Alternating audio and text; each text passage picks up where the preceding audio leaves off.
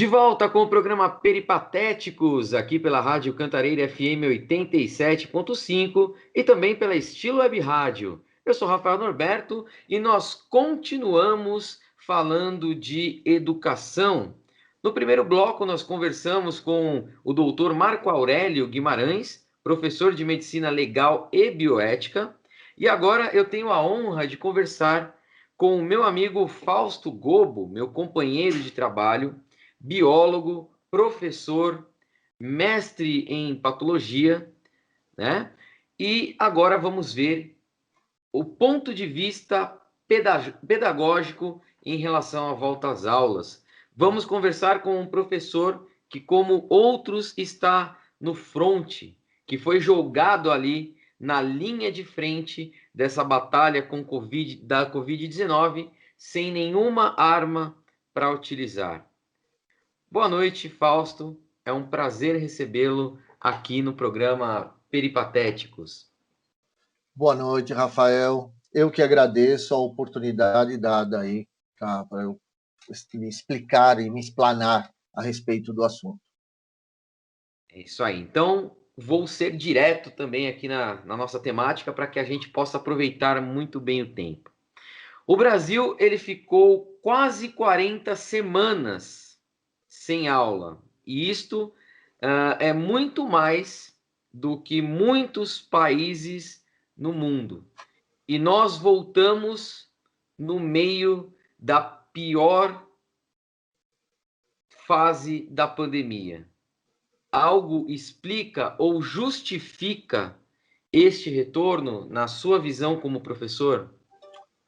Bom, o Brasil é um dos 4 países que mais ficaram, né? Mais tempo ficou aí sem aula, junto aí com a Argentina, Chile, Moçambique, tá?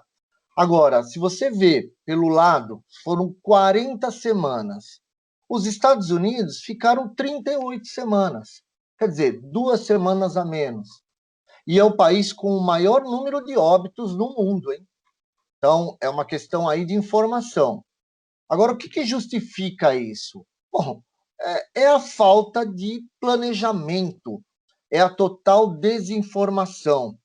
Então, não dá para se basear, né, em escolas americanas, europeias, orientais, pois a forma de comportamento é totalmente diferente. E a forma que a pandemia age nesses países também é diferente do que age aqui no Brasil.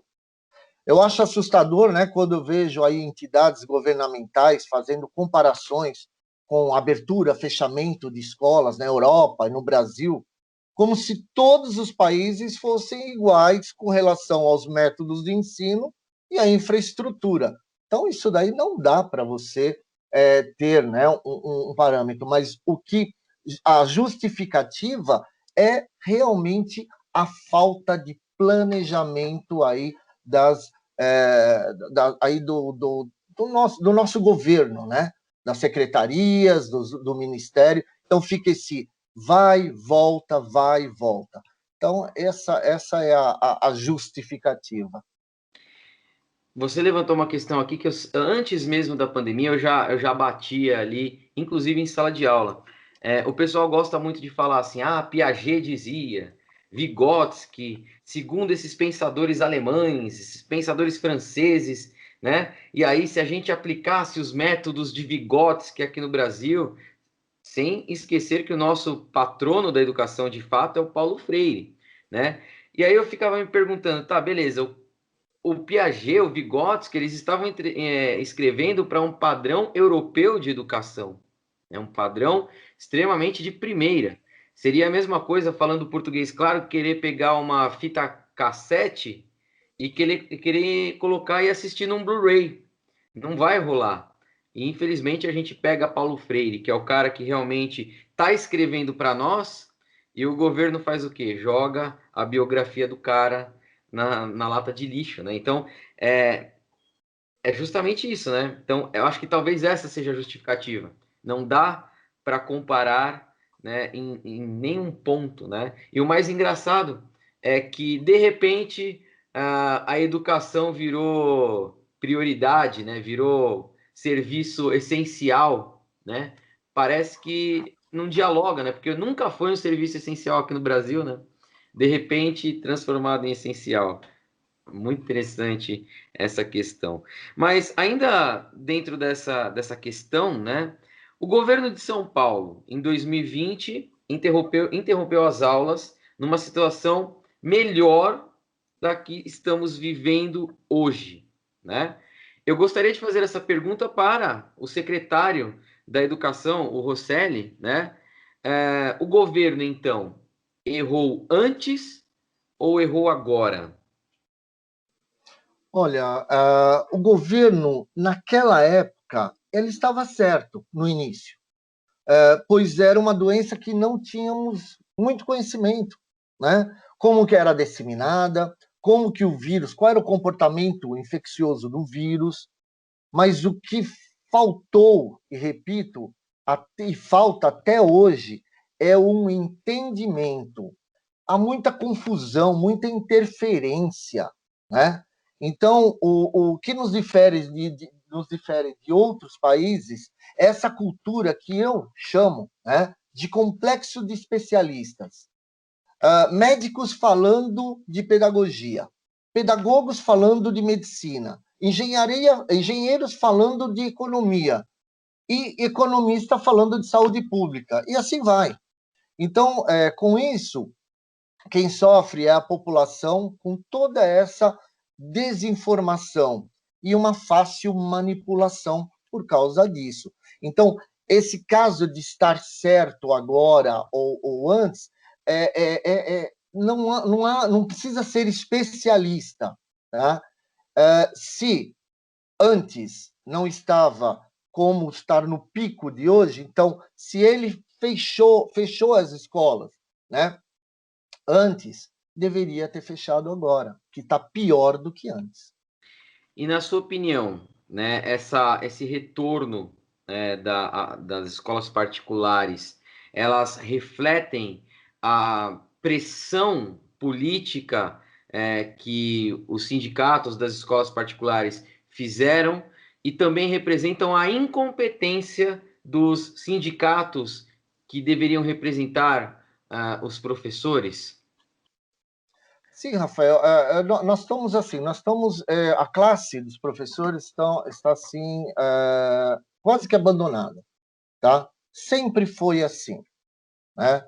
Então, concordo que a escola é uma prioridade para o desenvolvimento de crianças, dos jovens, mas o que estamos vendo não é uma preocupação com esse desenvolvimento, e sim a posição política, os interesses. Vemos muito esse diálogo de déficit pedagógico, abismo pedagógico. E esquecemos que estamos há mais de 40 anos com esse déficit e esse abismo, né? E detalhe, não tinha pandemia, tá? Então, essa pressão que é dada em cima, né? Isso daí, nossa, são muitos, são pais, entidades, escolas particulares, escola. Agora, o que nós estamos vendo aí é colocar a escola pública, né, de lado aqui e fazer com que, desculpa o termo, né, a escola particular é o boi de piranha, né? Então, ele está sendo o quê? Ele está sendo aí motivo de um estudo, né? Praticamente, está sendo feito aí uma experiência com a escola particular. Inclusive, a gente pode culpar, né, justamente esse sindicato das escolas particulares. Então, o governo uniu o útil ao agradável. Ah, vocês querem voltar? Então, vai na frente, né? Vai na frente, vamos ver o que vai acontecer, né? E aí a gente já está há quase um mês, né? Ou um pouquinho mais já de um mês, de retorno às aulas, né? Sim. E é muito interessante, porque a escola pública ela mal voltou e a gente ouve, né, mães sendo contratadas para ir ajudar na limpeza, a gente ouve escolas que estão numa situação extremamente caótica, né, e a gente de fato não sabe o que vai acontecer. Escolas que não têm o mínimo álcool gel, sabonete e etc e tal, né? E aquele que poderia, de repente, dar um break aqui no município de São Paulo, né? Que é o Bruno Covas, desde as eleições, eu não sei se ele está bem de saúde, se está fazendo alguma coisa, porque a última notícia que eu ouvi foi que ia proibir os velhinhos de andar de ônibus e que ia aumentar o próprio salário. Depois disso, eu não ouvi mais nada da gestão do Bruno Covas, né? E aí, o Rosselli, é até uma questão que gostaria de perguntar para você, né? Fausto, você trabalha na rede, né? Na rede particular. E aí, na semana passada, o Rosselli, ele deu uma entrevista falando que alguns professores que tinham se contaminado por Covid-19 eram eles os responsáveis pela contaminação por não seguirem os protocolos. Você acha que num futuro próximo é basicamente assim que o governo vai se defender de possíveis catástrofes que vierem a acontecer na educação? Então, como você falou, né? A pressão sendo feita aí pelo ensino, principalmente particular, foi enorme com essas passeatas, essas carreatas. Antes disso também. Agora, o que me espanta é a desinformação de alguns pais, né? No sentido aí sobre o risco que os filhos podem estar correndo. Eu não sou especialista, né? Mas nós temos aí a síndrome inflamatória multissistêmica pediátrica, tá? Por exemplo. Agora, escutamos muito sobre o abismo, como eu tinha falado, entre os ensinos, né? Mas eu pergunto, é de agora que esse abismo existe? Ou a pandemia escancarou ainda mais, né? O que já estava às nossas vistas? Eu tenho aqui, peguei algumas informações, né? Então, eu sou um profissional da educação há 30 anos. Então, eu não penso como alguns pedagogos, né? Não estou generalizando, mas alguns pedagogos que não têm nem a noção do que é uma sala de aula, tanto no ensino público como no privado, tá? Eu vi escolas prepararem aí protocolos que dariam aí segurança biológica aos alunos, professores e funcionários. Quer dizer, já vou te adiantar que os protocolos escolares são inúteis, tá? Vou te explicar o porquê. Para que um protocolo seja eficiente e eficaz, tá? Tem que haver aí um rigoroso controle das normas a serem seguidas, eficiência, né? E que todos sigam essas normas, como distanciamento social, uso correto de máscaras de qualidade, tá? Higienização nos locais, como banheiros, salas, brinquedos. Aí está a eficácia, né, do protocolo. Agora, o que eu estou percebendo, né, e presenciando, não é bem isso. Tá? Estou vendo aí crianças usando incorretamente as máscaras ou não usando, não respeitando o distanciamento social, tá? Trocando objetos entre si. Então, a realidade é bem diferente da expectativa. E o que me incomoda, tá? É que os pais, eles estão o quê? Eles estão sendo iludidos, vendo apenas a aferição da temperatura, tá? E totem de álcool gel na porta da escola. Mas lá dentro é bem diferente, tá? Então, no ensino público, eu nem me atrevo a comentar, né? Que escolas que dispensaram aí os funcionários de limpeza, tá? Os mais importantes aí, tá? Para um bom protocolo. Falta de material de limpeza. Como serão esses protocolos nessas unidades escolares, né?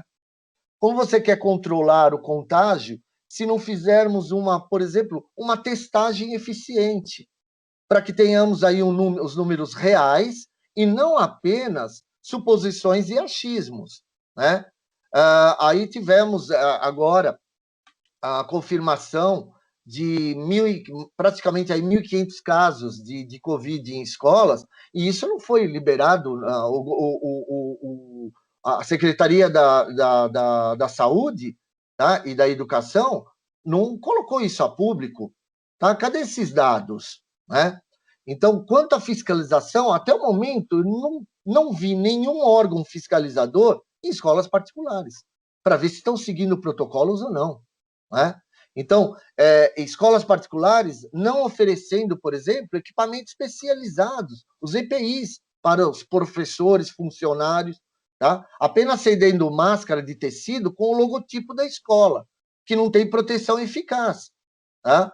Os professores tendo que o quê? Tendo que arcar com os IPIs para o mínimo da sua segurança. Agora eu até faço aqui uma indagação, né?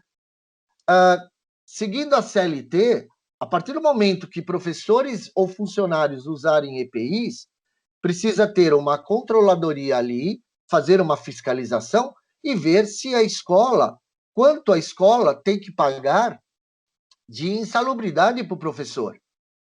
Porque a partir do momento que o professor está usando EPI, tá, tem aí, está na CLT, tem aí a contagem da insalubridade.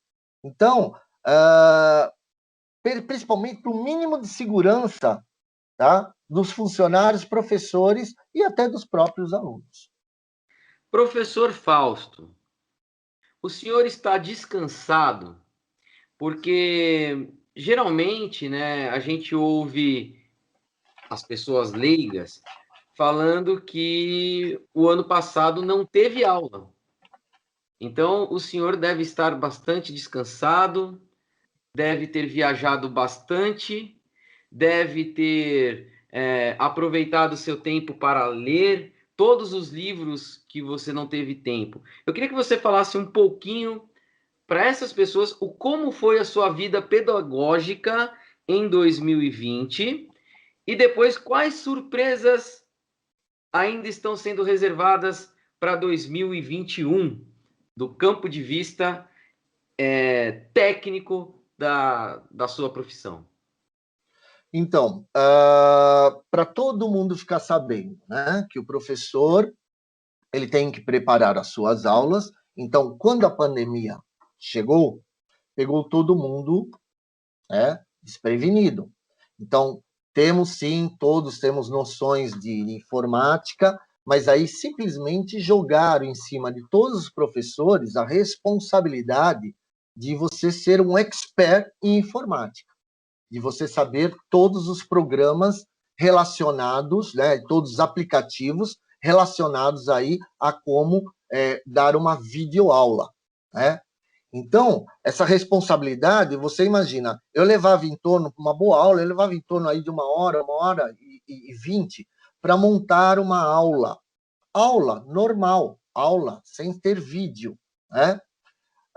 Agora, para se montar aulas com o equipamento, inserir o vídeo, colocar a aula na plataforma, tudo, se leva ainda mais de 1 hora e meia, quase 2 horas para fazer isso.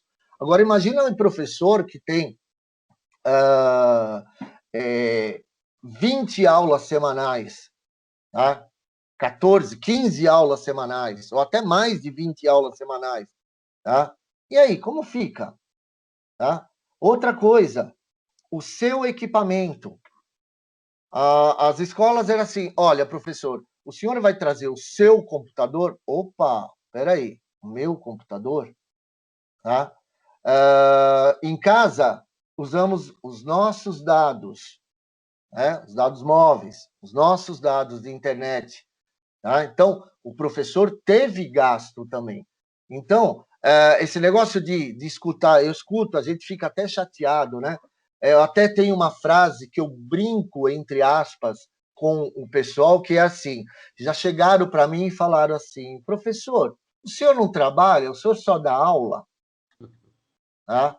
Eu não vou nem responder o que eu respondi por causa do programa, tá? Mas fica aí na imaginação. Né? Então, o professor ele tem uma visão aí dos pais, Também não estou generalizando, tá? Mas os pais é assim, esse cara não faz nada. Pô, ele só dá aula, tá? Já vou deixar bem claro, e aí é um desabafo. Então você vai me desculpar, Rafael, tá? Eu dou sim, dou aula, eu trabalho sim, e ainda cuido do filho de vocês, tá? Porque escola, voltando a dizer, não estou generalizando, tá? Mas escola virou depósito de criança. Esses diálogos que a gente escuta, tá? Ai, porque eu estou preocupada. Mães na televisão, na mídia, eu estou preocupada com o desenvolvimento pedagógico do meu filho. Tá nada, tá? Não tá nada. Não tá preocupada. Porque não aparece em reunião quando precisa, tá? Não aparece na escola quando é chamada. Voltando a dizer, não estou generalizando, tá? Então, não está preocupado coisa nenhuma com a vida acadêmica do filho, tá? Porque nem com as aulas que nós tínhamos, que eram as aulas virtuais, a gente teve a oportunidade de ser de mão dupla. Os alunos entraram na minha casa e eu entrei na casa dos alunos. E aí eu vi alguns comportamentos que justificam isso daí, tá? Então, é complicado. E já vou dizendo, professor trabalha e trabalha muito. Eu desafio alguém, qualquer um, tá? A ser professor, tá? Eu estou fazendo aqui um desafio. Eu quero ver você que critica o professor, vai ficar um mês, nem um mês, uma semana numa sala de aula de um sexto ano. Esse é o desafio que eu falo e o desabafo. Realmente é uma profissão, né? Inclusive, uma vez eu vi uma estatística dizendo que muitos profissionais que se formam em pedagogia ou licenciaturas, né, eles acabam permanecendo muito pouco tempo, né? Eles chegam com todo aquele sonho da educação, né? Aquela coisa do carrossel, né? Aquela coisa do que é muito bonito, né? E quando eles entram ali na sala de aula, muitos eles desistem no primeiro ano. Primeiro ano acaba sendo essa desistência, né? Isso é muito cruel, né? É uma profissão é muito bonita. A gente luta muito, mas realmente é muito difícil. É só para quem gosta mesmo. Uma pergunta agora que não quer calar, né? Nós estamos aí no período mais difícil da pandemia, conforme já conversamos, vacinação a um ritmo extremamente lento, mas uma previsão aí que os professores sejam vacinados, previsão, e aí aquilo que é previsão no Brasil a gente nunca sabe, previsão que a gente seja vacinado entre maio e junho, né? E aí, levando isso em consideração, nós teríamos aí mais 3 meses. Não poderia esperar 3 meses esses prejuízos pedagógicos que o secretário da Educação aponta, 3 meses ia fazer diferença? Vai fazer diferença realmente? Não podia ter esperado um pouquinho mais? Então, Rafael, quanto à vacinação, né, fica complicado, porque nós estamos presenciando, por exemplo, a falta de competência de um Ministério da Saúde, tá? Que não tem controle nenhum, né? Logística totalmente furada, né? Então, desacreditando a população, né? Muitas contradições, descasos, divergências aí nas esferas federais com as estaduais e com as municipais. Então, não acredito que os profissionais da educação receberão, tá, essa vacina nesse período, tá? Tenho minhas dúvidas. O que nos resta, no caso, como professores, é nos cuidarmos, né, e seguirmos aí o protocolo de saúde por nossa conta, porque como eu já falei, protocolo de saúde de escola é furado, tá? É para inglês ver. Então, primeira semana foi lindo e maravilhoso. Na segunda semana é como se não tivesse. A única diferença é que alguns usam máscara, tá? Então é como se não tivesse aí pandemia, tá? Horário de intervalo todo mundo junto, né? Na hora do intervalo, mesmo em sala de aula, tirando máscara e ficando juntos, né? Dançando na sala, tá? Então, não dá para chegar e falar, professor tem que ficar na sala com o aluno. Não, não, não, não. Tá? Essa não é função do professor, não. Tá? Então, não é a função. Agora, minha opinião, não é a função do professor? Sim, o professor tem a função de orientar, com certeza. Orientou uma, duas, três vezes. Não orienta mais. Tá? Por isso que o governo, as escolas municipais, eles estão contratando mães para investigar, né, e dar um apoio aí na parte do protocolo. Tá? Então, até o governo sabe que criança não tem protocolo de saúde. Tá? Então, você tem que ficar alertando os seus alunos uma vez, duas vezes, depois para. Nós temos conteúdo para seguir. Tá? Então, se eu não der o conteúdo, se eu ficar parando a aula toda hora para dar aí ó, uma chamada na sala por causa do uso, né, da máscara, do distanciamento, dos protocolos, aí fica complicado. Né? Cada criança que sai do banheiro tem que ser higienizado o banheiro, né? Coisa que não ocorre em alguns casos. Né? Ocorreu nas primeiras semanas, depois não.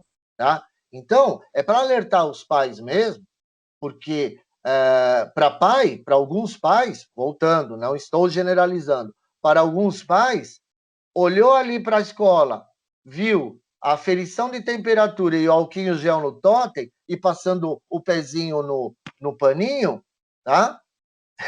Protocolo não é isso, tá? Então, eu só falo, eu acho que todos, principalmente das redes particulares aí, das escolas privadas, todos os pais receberam protocolos, tá? Da escola, tá? Eu acho que aí tem que começar a exigir, em vez de se pegar em detalhes, né, que não tem nada a ver, comece a investigar, comece sim a pegar os detalhes importantes, principalmente se a escola está seguindo o protocolo.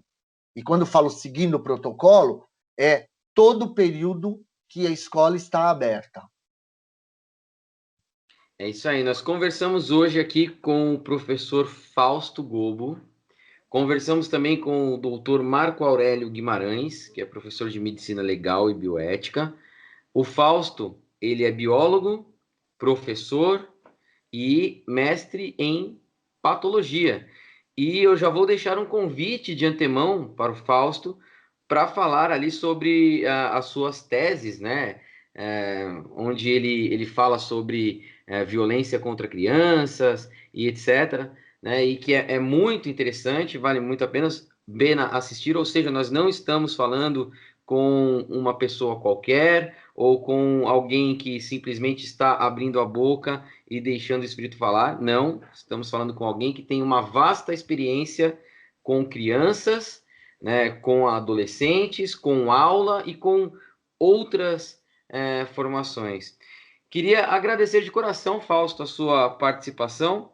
E antes da gente finalizar, gostaria de saber se você tem algum recado para deixar para pais, professores, alunos e governantes mediante a tudo que está acontecendo neste momento no país em relação, evidentemente, à educação. Então, eu tenho a acrescentar, né, que só para fazer um parecer antes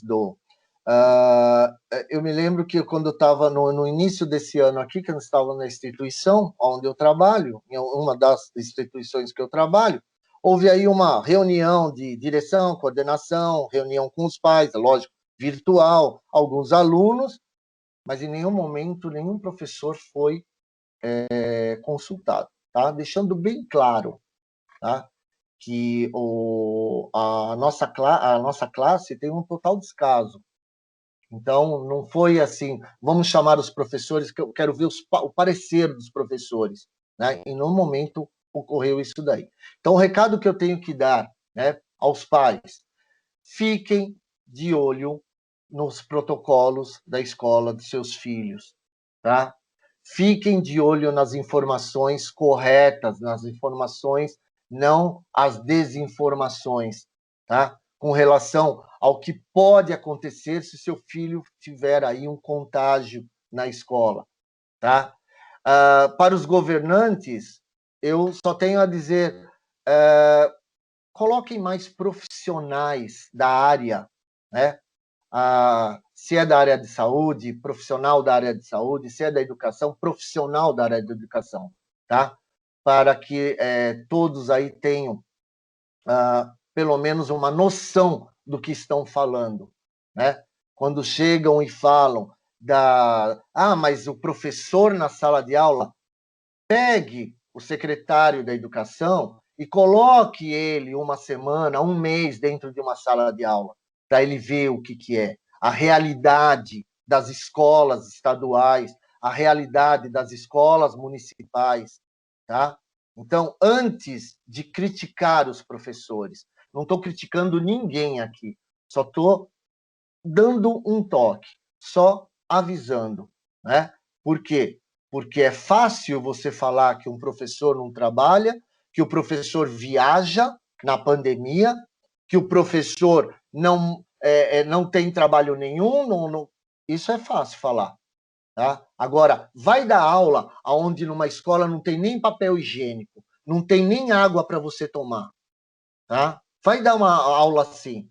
Tá? Então, eu defendo sim a minha classe, eu defendo meus colegas, porque não é fácil dar aula. Tá? Você tem que ter o dom. Tá? Agora, criticar é fácil. Então, eu só falo um negócio: empatia. Se coloque no lugar. Vai lá e vai dar uma aula. Tá? Fica lá um período para ver se consegue. Tá? Esse é o meu recado. É isso aí, galera. Tivemos a honra de conversar aqui com o Fausto Gobo. O programa Peripatéticos, ele vai ficando por aqui. E, professor Fausto, muito obrigado e espero ver você em breve, com saúde, evidentemente, para que a gente possa conversar sobre outros assuntos. Uma boa noite Boa e noite, eu que agradeço.